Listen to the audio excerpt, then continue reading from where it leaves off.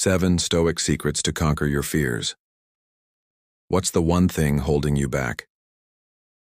Hey there, listener. Let me ask you something. What's that one fear that keeps you up at night? Maybe it's standing in front of a crowd, your heart pounding like a drum as every eye in the room locks onto you. Or perhaps it's the quiet dread of losing someone you love, a thought that creeps in during the still hours. Maybe it is something as simple as stepping out of your comfort zone, quitting a job that is draining your soul, starting a new venture, or even just speaking your truth. Fear. It's this raw, universal feeling we all know too well.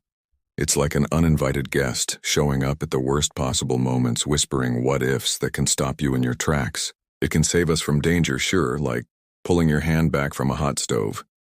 It can push us to act, to prepare, to fight harder. But too often it freezes us in place, trapping us in a loop of doubt and hesitation. What if I fail? What if they laugh? What if it all falls apart? Sound familiar? If it does, you're not alone. Fear is part of being human, hardwired into our brains from the days when survival meant outrunning predators. But here's the thing. Fear doesn't have to run the show. What if I told you there's a way to face those fears head on, to turn them into something that doesn't just hold you back but actually makes you stronger? That's where the ancient Stoics come in, philosophers from centuries ago who cracked the code on living bravely and wisely, no matter what life throws at you. These weren't just thinkers sitting in dusty rooms debating ideas. They were people like you and me, wrestling with the same emotions, the same uncertainties. They lived through wars, loss, and chaos, yet they found a way to stay calm, focused, and grounded. Their secret? They believed you can't always control what happens around you, the rude boss, the unexpected setback, the storm that hits out of nowhere. But you can control how you respond. And that choice, that power, is where your freedom lies. Stick with me, because today we're diving into 7 powerful lessons from these Stoic philosophers, lessons that feel as fresh now as they did back then. These aren't fluffy motivational quotes or quick fixes that fade by tomorrow. They're practical, time-tested tools to help you face your fears with courage, clarity, and a sense of purpose. Whether you're scared of speaking up, taking a leap, or just facing the unknown, these ideas can change the way you see fear forever. They're not about becoming fearless, because let's be real, fear doesn't just vanish. Instead, they're about building a kind of inner strength that lets you move forward despite the fear, turning it from a roadblock into a guidepost.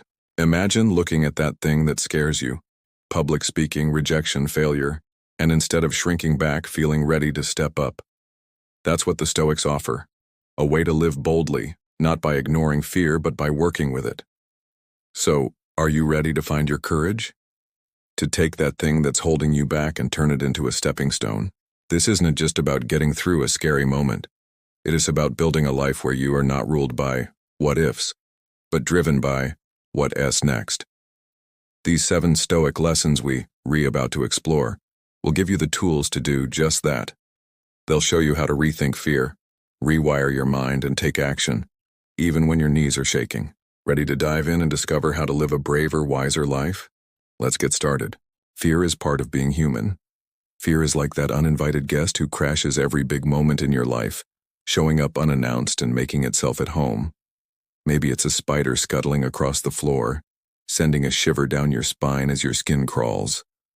Or perhaps it's the thought of stepping onto a plane, your stomach twisting into knots as you imagine turbulence rattling the cabin. For some, it's standing on a stage, your words catching in your throat as a sea of faces stares back, judging every move. Whatever form it takes, fear is universal. It's hardwired into us as humans, a survival tool etched into our DNA from the days when our ancestors had to dodge saber-toothed cats or outrun a rival tribe. Back then, fear was a lifesaver, a split-second signal to fight or flee. But here's the catch. Fear doesn't just protect us anymore. Too often it holds us back, keeping us from the life we want, the bold choices, the big dreams, the moments that could define who we are. It's like a chain, tethering us to the safety of the familiar when we're aching to break free. The Stoics, those brilliant thinkers from ancient Greece and Rome, understood this better than anyone. They weren't just philosophers in togas sitting around debating abstract ideas for the sake of it. No, they were practical, grounded people wrestling with the same messy emotions we face today. Fear, doubt, uncertainty. They lived through wars, political upheaval, and personal loss. Yet they found a way to thrive, not just survive. Their secret? They believed fear doesn't have to run the show. You can't always control what scares you. The unexpected setback, the harsh words of a critic, the curveballs life throws. But you can control how you respond. That's where your power lies. The Stoics saw life as a training ground, a chance to practice wisdom, courage, and virtue no matter what's going on around you. They didn't promise a life without fear, but they offered something better, a way to face it with clarity and strength. What makes their ideas so powerful is how timeless they are. The fears we face today, rejection, failure, the unknown, aren't so different from what people felt centuries ago. The Stoics knew that fear could either paralyze you or push you to grow, depending on how you handle it. They developed practical tools to deal with it, not by pretending it doesn't exist, but by working with it like a sculptor shaping raw clay. Today we are going to walk through 7 of their best lessons, ideas that feel just as fresh and relevant now as they did back then. These aren't quick fixes or feel-good platitudes that fade by bedtime. They're like a sturdy toolbox filled with strategies to build a braver, calmer version of yourself. Whether you're scared of speaking up in a meeting, taking a leap into a new career, or just facing the uncertainty of tomorrow, these lessons can shift how you see fear. They're about turning that uninvited guest into a guide, one that points you toward a life that is not ruled by what-ifs, but fueled by what is next. Each lesson we'll explore is a step toward that life, a life where you are not dodging fear, but using it to become the person you were meant to be. So, let's dive into the first one and start building that courage together. Turn fear into a teacher. What if fear isn't your enemy but your teacher? It's a bold idea, one that might feel a bit radical when you re-staring down something that makes your heart race or your palms sweat. The Stoics, those ancient philosophers who wrestled with life's big questions, had this wild perspective. Everything in life, whether it's good, bad, or downright terrifying, is either a gift or neutral. Nothing is inherently bad unless you label it that way. They'd argue that fear, far from being a roadblock, is an invitation to grow, to stretch yourself, to step into the person you're meant to become. Instead of running from it or pushing it away, the Stoics would say, lean into it. Embrace it. See it as a chance to build your character, sharpen your wisdom, and uncover strengths you didn't even know you had. It is like flipping the script on fear, turning it from something that paralyzes you into a spark that ignites a richer, braver life. Think about something that scares you. Maybe it's change, a new job, a move to an unfamiliar city, or the start of a new chapter that feels like a leap into the unknown. Change can be terrifying, right? It's so tempting to cling to what's familiar, to stay in the comfort of the known even if it's not serving you anymore. But the Stoics would say that fear of change is a signal, a nudge from the universe pointing you toward growth. Imagine you're afraid of moving to a new place. Your mind might spiral with thoughts like, what if I hate it? What if I can't make friends? Now try flipping that perspective. What if you told yourself, this is my chance to explore new horizons, meet new people, and discover who I am in a fresh setting? Suddenly, that fear becomes a doorway to new experiences, new connections, new skills, maybe even a new version of you. The Stoics saw every challenge, even the scary ones, as opportunities to practice virtues like courage and adaptability, to shape yourself into someone stronger. Now let's go deeper. What about those heavier fears, the ones that hit you in the gut? Like the fear of losing someone you love, a parent, a partner, a friend. That's a tough one, the kind that can keep you up at night, your chest tight with what-ifs. The Stoics wouldn't tell you to ignore that fear or pretend it's not real. Instead, they'd say, use it to deepen your gratitude. Let it remind you to cherish the people in your life right now. Pick up the phone, tell someone you love them today, make that memory together.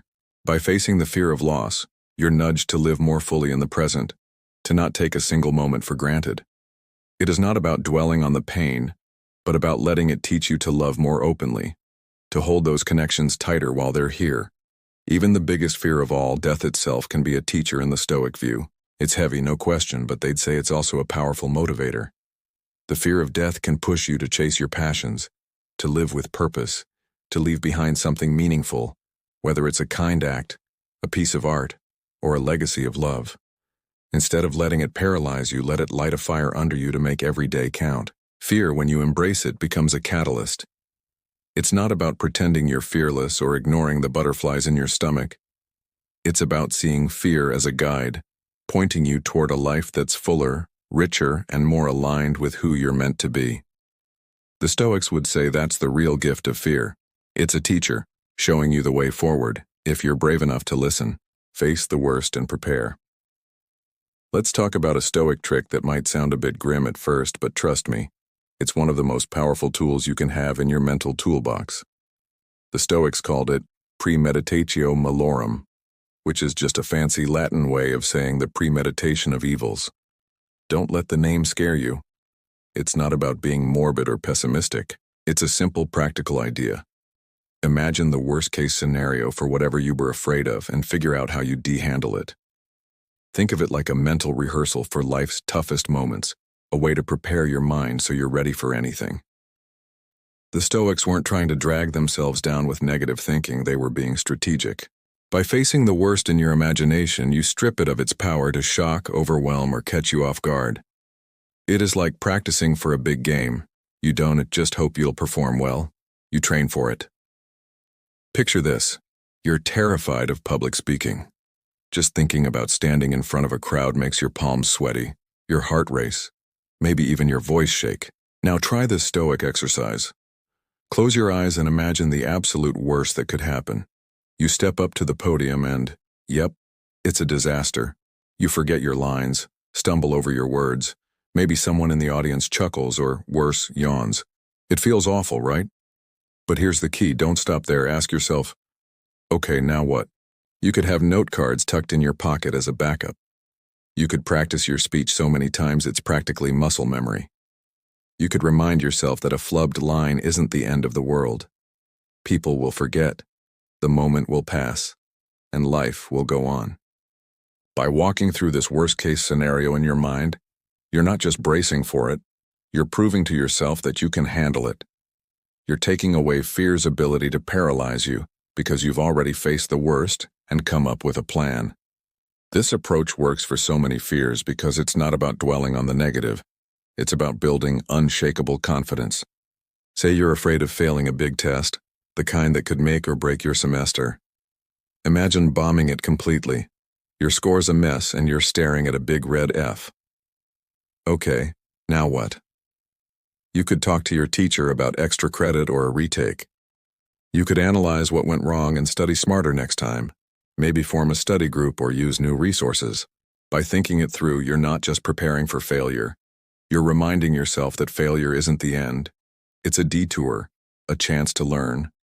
Or maybe you're scared of losing your job, a fear that can feel like a dark cloud hanging over you. Picture it happening. The boss calls you in and you're out of a job. Now what?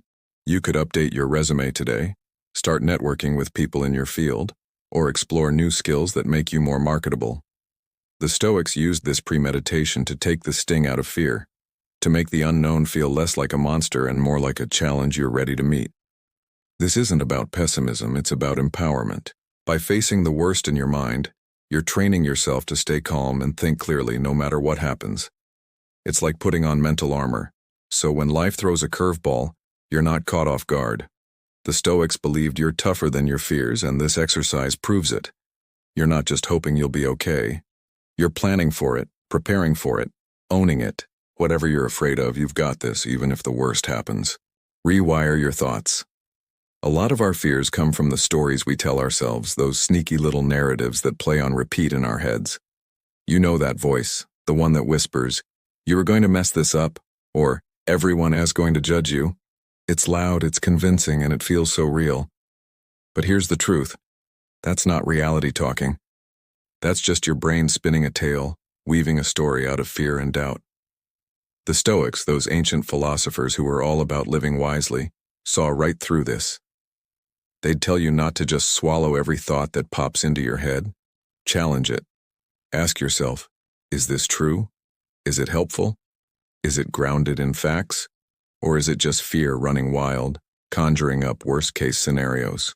Their approach was like holding up a mirror to your mind, forcing you to see those thoughts for what they really are. Stories, not destiny.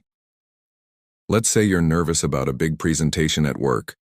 Your brain goes into overdrive. I'm going to fail and everyone will think I'm incompetent. It's like a horror movie playing in your head, complete with dramatic music and a doomed ending. Hold up, the Stoics would say. Hit pause on that mental movie. Take a deep breath and examine that thought like a scientist. Have you prepared? Yeah.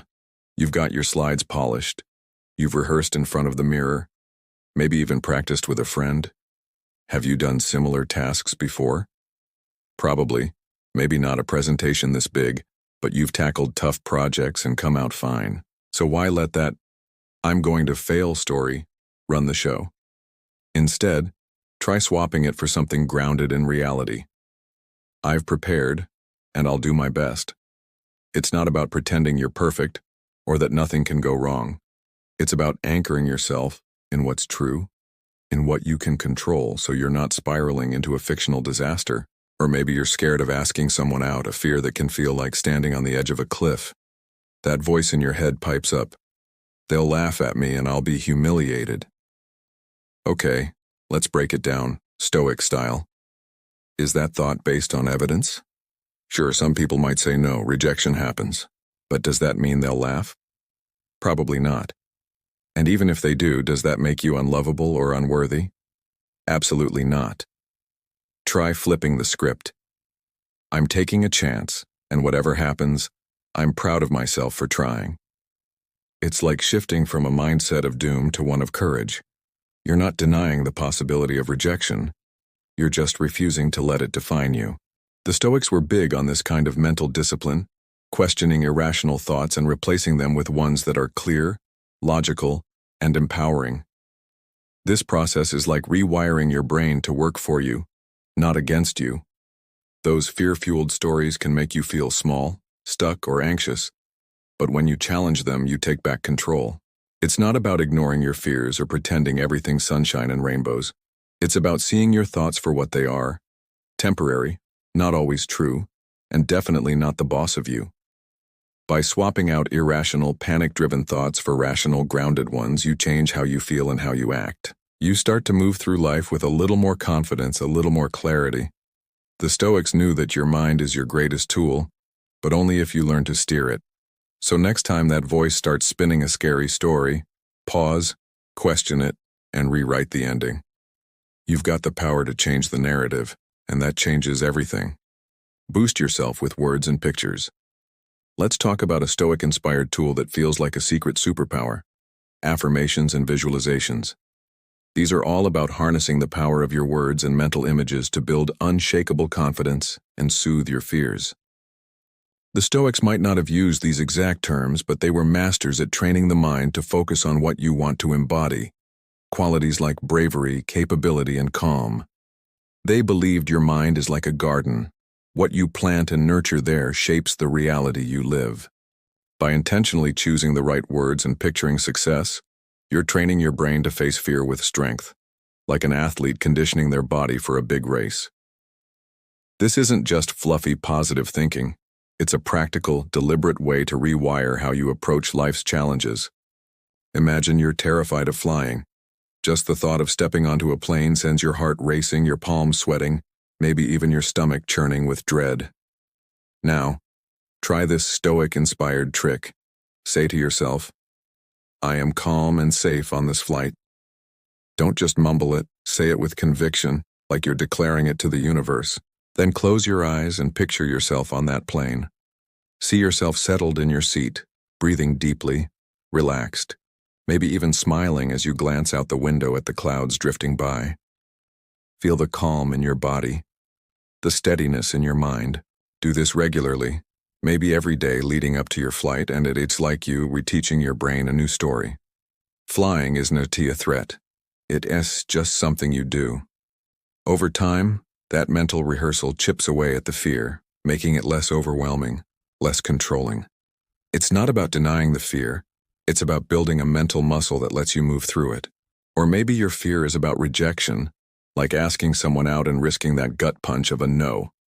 That's a big one, right? Before you make your move, try this. Look in the mirror and tell yourself, I am worthy of love and respect. Say it like you mean it, like you're reminding yourself of an undeniable truth. Then picture the moment. You're asking them out and they're smiling, maybe saying yes. But here's the key. Even if you imagine them saying no, see yourself standing tall, feeling okay, proud of yourself for taking that brave step. Visualize yourself walking away with your head high, knowing your worth doesn't hinge on their response. These affirmations and visualizations are like mental push-ups, strengthening your confidence over time. They don't erase the fear, but they give you a foundation to act despite it, to show up as the person you want to be. The Stoics would have loved this approach because it's all about using your mind to shape your reality. They were big on focusing on what's within your control, your thoughts, your intentions, your inner strength. Affirmations are like planting seeds of courage in your mind, and visualizations are the water and sunlight that help them grow. It's not about pretending everything's perfect or ignoring the possibility of failure. It's about preparing your mind to handle whatever comes with clarity and calm. Think of it like training for a marathon. You don't just hope you'll finish the race. You put in the work day after day so you're ready when the starting gun goes off. By practicing these mental exercises regularly, you're rebuilding a mindset that sees fear not as a stop sign but as a challenge you re-equipped to meet. The Stoics knew the mind is your greatest tool. Use it to speak and see yourself into a braver, bolder version of you. Face your fear, step by step.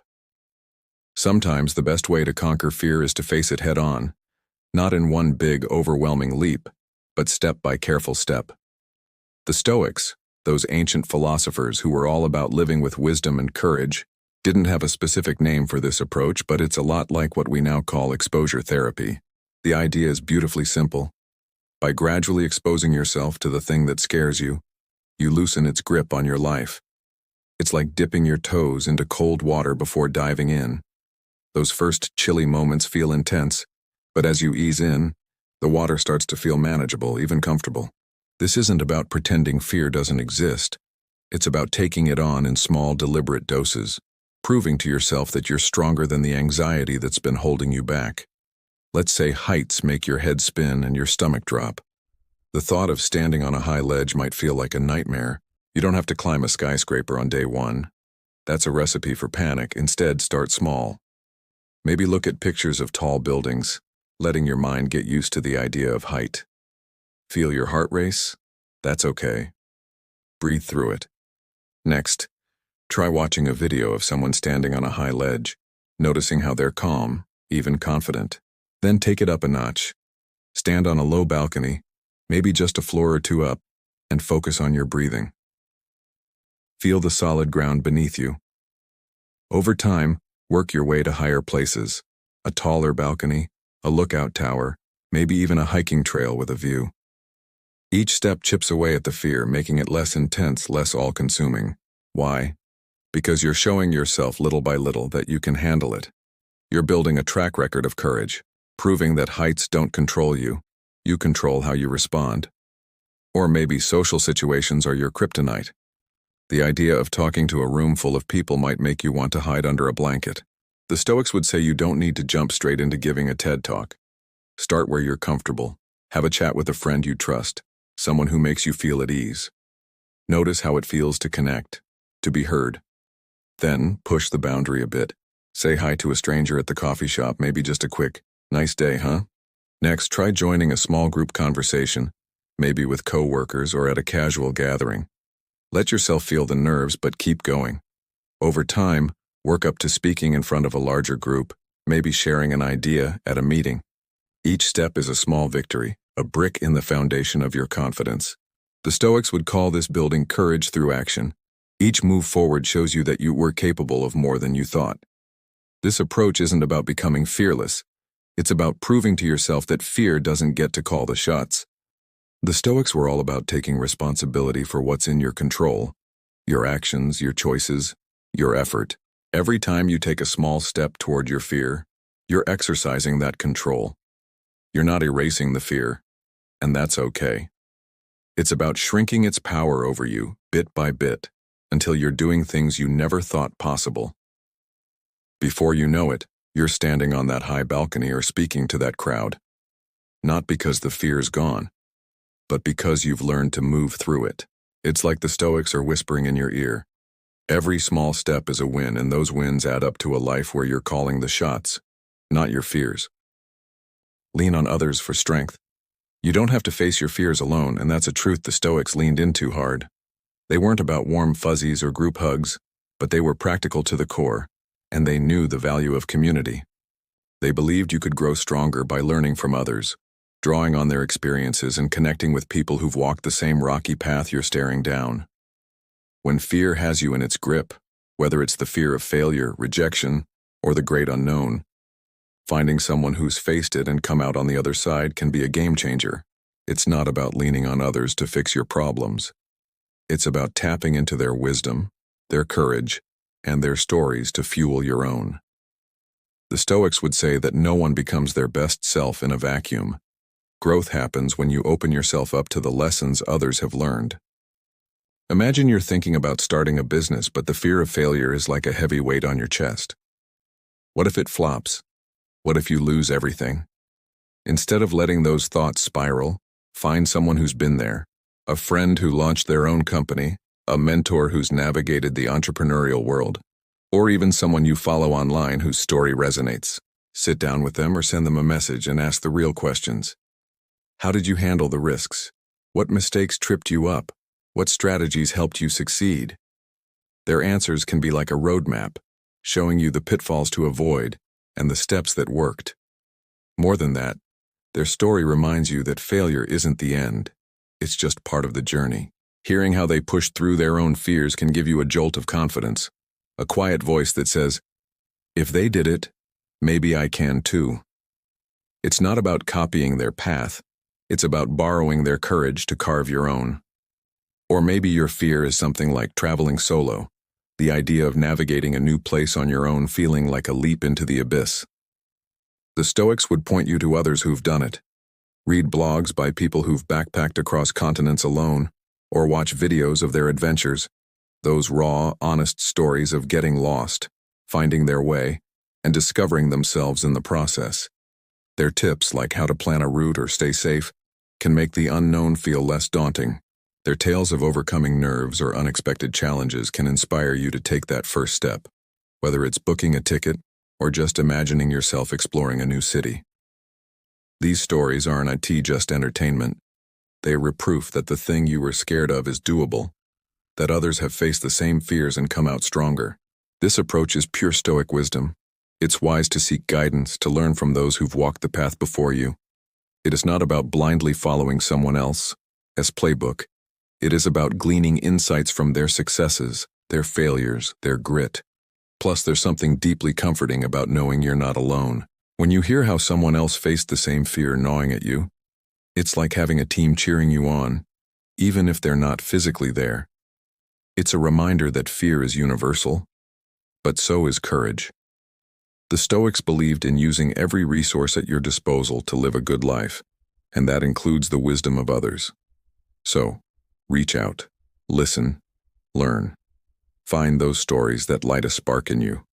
Let them show you that your fear isn't a wall, it's a doorway, and there are people out there who've already walked through it, ready to guide you along the way. Control what you can, let go of the rest. Here's one of the Stoics' biggest ideas, and it's an absolute game changer. Focus on what you can control and let go of what you can't. It's like a mental lifeline that cuts through the chaos of fear and anxiety. Epictetus, one of the heavyweights of Stoic philosophy, laid it out clearly. Some things are up to us. Our thoughts, our choices, our actions. These are the levers we can pull, the tools we can wield. But other things? They're out of our hands, like what other people think, how events unfold, or the random curveballs life throws our way. When you spend your energy worrying about those uncontrollable things, you're just piling on stress, like carrying a backpack full of rocks you can't put down. The Stoics would say, drop the rocks, Focus on what's in your power and you'll find a kind of freedom that fear can't touch. Think about it in action. Say you're terrified of giving a speech, your mind racing with thoughts of everyone in the audience judging you. That fear can feel like a tidal wave ready to pull you under. But here's where the Stoics step in with their wisdom. Other people's opinions? Not your job. You can't control whether someone in the crowd rolls their eyes or whispers to their neighbor. But you can control how you prepare. You can write a killer speech, practice it until it flows naturally, and choose to stand tall and speak with confidence, even if your knees are shaking. When you shift your focus to those things, your effort, your delivery, your mindset, the fear of judgment starts to lose its grip. It's not that the fear vanishes completely, it's that you're no longer letting it steer the ship. You're in charge, focusing on what you can do, not what you can't. Or maybe you're afraid of failing at something big, like a new project that could be a turning point in your career or personal life. That fear of falling short can be paralyzing, making you second-guess every move. But the Stoics would ask, can you control the outcome? Not entirely. Maybe the client says no, or the project doesn't go as planned. Those are outside your reach. But you can control your preparation, researching thoroughly, putting in your best work, showing up with a positive attitude. You can control how you respond if things don't go your way, learning from feedback, tweaking your approach, keeping your head high. Pour your energy into those things and you're already winning no matter how the chips fall. It's like the Stoics are handing you a blueprint. Focus on your effort and the outcome becomes less of a monster. This Stoic principle is like a mental filter you can apply to any fear. When that familiar knot of anxiety starts forming, pause and ask yourself, is this in my control? If it's not, like the weather, someone's reaction, or the state of the world, let it go. It's not easy, but it's liberating. You stop wasting energy on things you can't change, like trying to push a boulder uphill. If it is in your control, like your thoughts, your actions, your choices, then lean in. Take action. Make a plan.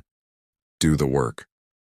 This simple question cuts through the noise, helping you channel your energy where it matters. The Stoics knew that life is full of things we can't predict or control, but they also knew that what's in our power, our mindset, our effort, is enough to build a life of courage and purpose. It's not about ignoring fear. It's about redirecting your focus to what you can shape, freeing yourself to live boldly no matter what comes your way. Fear doesn't have to define you. Here's the heart of what the Stoics teach us about fear. It's a natural part of life, but it doesn't have to own you. Fear is just a feeling, a signal flashing in your mind, not the boss calling the shots. It's like a smoke alarm, useful for warning you, but you don't let it run your house. The Stoics, those ancient philosophers who wrestled with life's big challenges, gave us a toolbox to deal with fear. Embrace it as a teacher, prepare for the worst, rewire your thoughts, boost yourself with affirmations, face fears step by step, lean on others for wisdom and focus on what you can control. Each of these tools is like a rein you grab to steer your life back toward courage and purpose. By using them, you're not just dodging fear, you're taking charge, building a life that's defined by your choices, not your anxieties.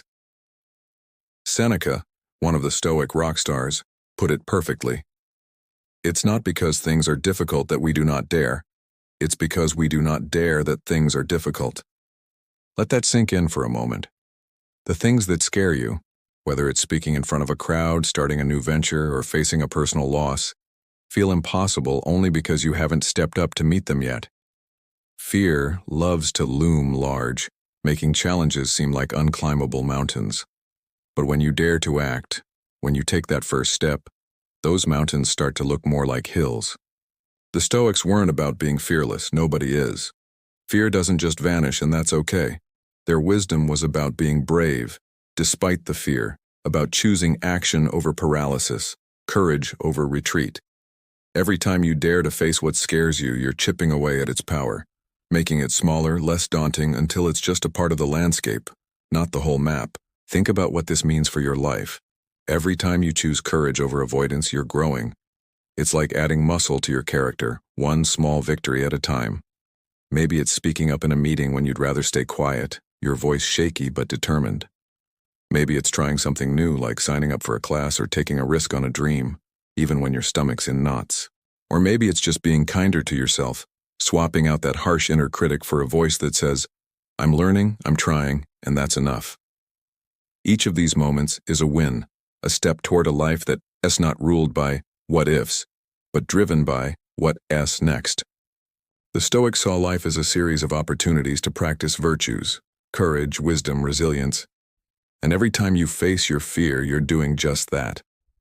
You're not just overcoming a single moment of anxiety. You're building the person you're meant to be.